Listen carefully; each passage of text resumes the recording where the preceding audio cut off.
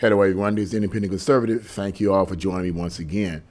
I want to respond to an article I read in reference to a man in New York City who was essentially released on bail after having slashed some individual on a train in New York across the face. Now, what's disgusting about this is the fact that this man had already committed a similar crime in the past, and yet the judge let this man go.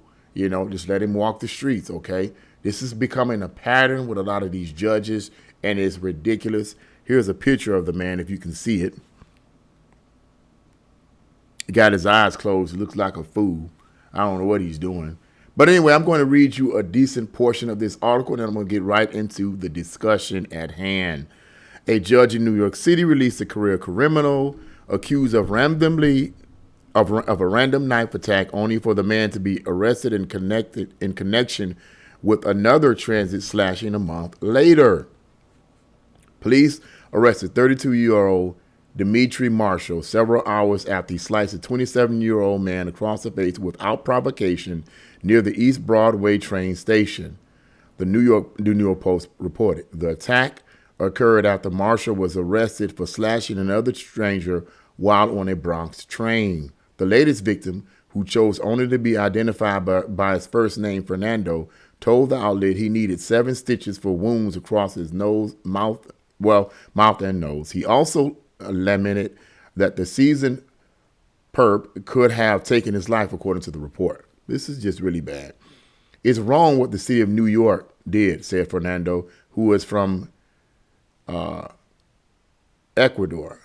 I hope I'm pronouncing that right. And works as a painter. He's a criminal who got released by a judge and could have killed me. I don't know why the justice system lets him go free. I suspect I know why. Fernando told the outlets he had just gotten off the train and was headed home from work when Marshall allegedly attacked him out of nowhere. I came out behind him, but I didn't pay any attention to him. Fernando said, I stopped on the corner on the street. I couldn't cross because the light was red, so I looked to the left and to the right, and I felt like a blow to my face. He grabbed me, and I was going to fight him, but then I saw the blood. He didn't say anything. I was in shock, he added. I didn't do anything to him. I told the police, thank God he didn't hit me in the neck or something. I could have died. That's all I'm going to read right there. You get the gist of that. The judge lets this guy free. When he shouldn't, he's a career criminal. The man shouldn't be free, yada, yada, yada, yada. You know the story. What do I need to repeat? But I just wanted to respond to that. I think that I'm going to make the assumption, because the article doesn't go into the detail of what kind of judge this person was, didn't go into the detail of what kind of judge this was. I don't know if this was a liberal judge or a conservative judge. I don't know, because the article doesn't say. And yes, it does make a difference what kind of judge it is. Whatever reason, that seems to go over a lot of people's heads, but it makes a difference. Liberal judges tend to have this attitude towards criminals. And when I say criminals, I don't mean just black and white. I mean just period. Liberal, I mean, if the judge could have been a black liberal or a black liberal judge or a white liberal judge, it doesn't matter. Okay, this is how liberals tend to think. They tend to think that people like this man here, that allegedly that slashed this guy across the face, they're either mentally ill or something's wrong with them, or they've been oppressed, or they've been whatever. So, you know, we have to be nice to them. We have to be kind to them. We have to be understanding to them. Forget about justice. A lot of these liberal judges are not concerned about justice. They're more concerned about the person committing the crime and how oppressed they are rather than the victims. But anyway, you already get the gist of this, because what's crazy about this story here is that this seems to be similar to another story that occurred here in the city of Cleveland, where I live, and it's in reference to a middle-aged woman who, black American woman who allegedly, well, you know what? I'm not going to say allegedly. Why am I saying allegedly? This is what actually happened. The woman actually, I hate to say this because I'm trying to watch what I say here on YouTube, but she unalived a 3-year-old child with a knife. And from what I've read from the news report, is that they're trying to say that she was mentally ill and they don't want to, they don't want to give her the death penalty or any of that because she's mentally ill. You know what? Is it possible that she's mentally ill? Yes, it's possible that she's mentally ill. But let's stop playing the mental illness track, okay? Yes, there are some people out here who are mentally ill. I get it. That's true. But we also have to look at this from a justice perspective.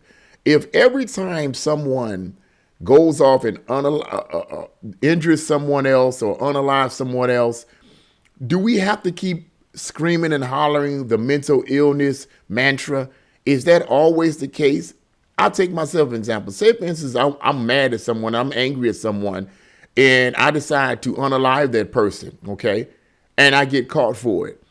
I can just simply say, well, I was hearing voices and they called me to do it, and automatically I get off. I mean, this is the kind of stuff that I think needs to be really analyzed and looked at, whether that judge was liberal, which I'm pretty sure they were, or not. Okay? We can't keep hollering the mental ill mantra. And I'm pretty sure that the details of this case of this man here slashing the other man across the face, I'm pretty sure that judge, and I'm saying that in terms of the details, I'm pretty sure that judge probably during the case was making the assessment that, perhaps this man was mentally ill. This man had already committed assault before, and then he does it again, you let him out on, I mean, it's just ridiculous. When is enough? When is it enough? When is it enough, man?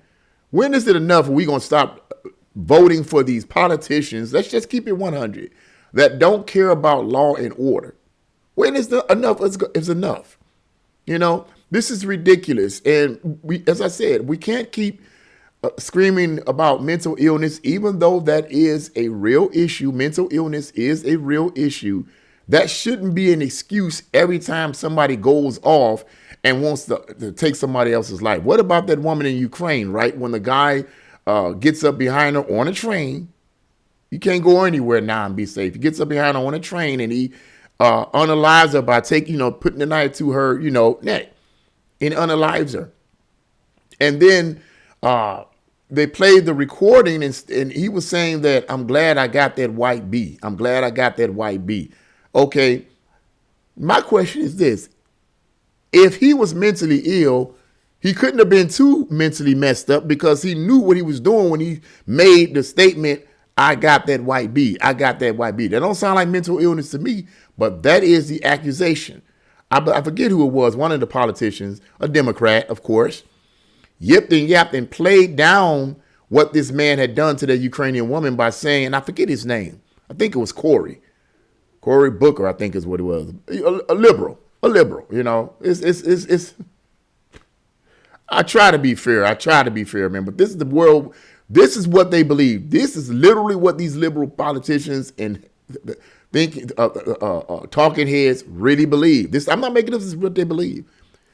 He makes a statement about this man that unalives this Ukrainian woman, but then he says he downplays it and says and looks at the man that committed the crime as someone who's, he's oppressed and he needs help and he's mentally ill. Okay, let's assume he was mentally ill.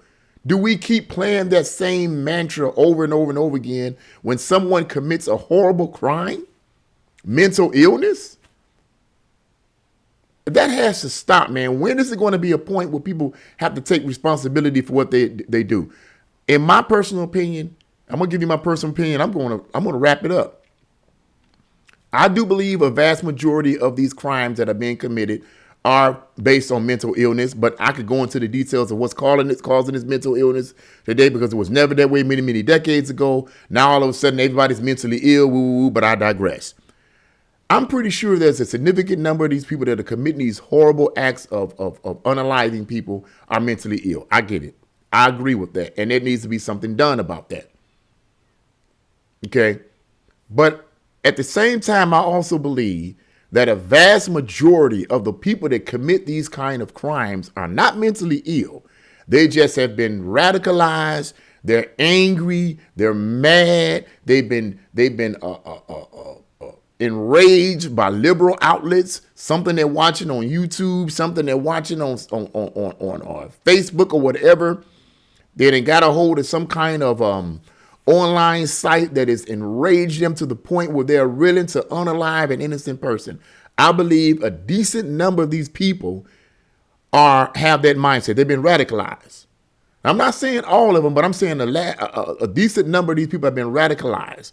It is not all about mental illness, and that's the argument I'm trying to make in this video, and particularly in reference to this man, because I'm pretty sure that's what it's going to be. That's how it's going to be spun. He was mentally ill. Okay. I believe a significant number of these people are not mentally ill. They're playing that mantra. Either they're playing that mantra or the judges are playing that mantra, or they're mentally ill, excusing these criminals. And most judges that do this are liberal. I'm just telling you what it is. You can call it far left or in the middle, whatever, but they're liberal. 9 times out of 10, they're not conservatives. 9 times out of 10, they're not Republicans. And my thing is this. It all comes down to what the person values. If you value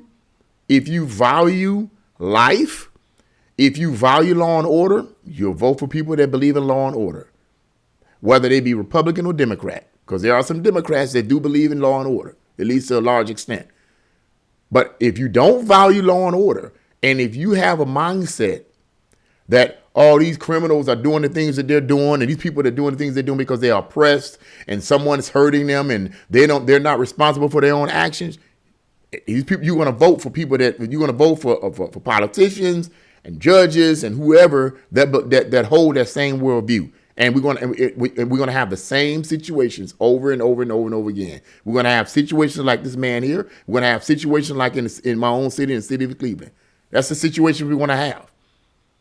Meanwhile, all these bleeding heart liberals going around feeling sorry for criminals, and these mad people, all these bleeding heart liberals feeling sorry for them. In the meanwhile, where is justice? Where is justice? There comes a point where justice has to be done. Doesn't matter if the person is quote unquote mentally ill. Either way it goes, justice has to be done, and these people need to be removed off the streets. Either way. It's interesting to me that this judge did this and released this man, but I guarantee you that if someone like that was to do something to this judge or someone that they know and love, I guarantee you they wouldn't be like, oh, I feel so sorry for him. He's mentally ill. He's oppressed. He was raised in a bad home. I guarantee you that judge wouldn't do that. Guarantee you. See, it's all in the people's worldviews, man. It's the worldviews people embrace. And many of these politicians, many of these judges, and people in positions of authority and schools and colleges have worldviews that are detrimental to the people that submit to what they say. It is what it is. It is what it is. And so I just wanted to respond to that because that's absolutely ridiculous. That's absolutely ridiculous. And who's to say that this man is not going to commit some other crime? And who's to say that next time he's going to end up unaliving someone? As his victim said, I'm glad I didn't turn around a certain way. He could have took my life. Then what? Then what would the judge have said? This kind of stuff has to stop. This kind of stuff has to stop. So I just wanted to say that. I just wanted to make a comment about that. This is ridiculous. And if in fact this person was mentally ill, okay, I get it. But at the same time, we cannot keep using the mental illness narrative to excuse these kind of people. We can't. Justice has to be enacted one way or the other. So that's what I had to say about it. What do you guys think? Leave your comments in the comment section below. Like, share, and subscribe to my channel. God bless you all. See you again.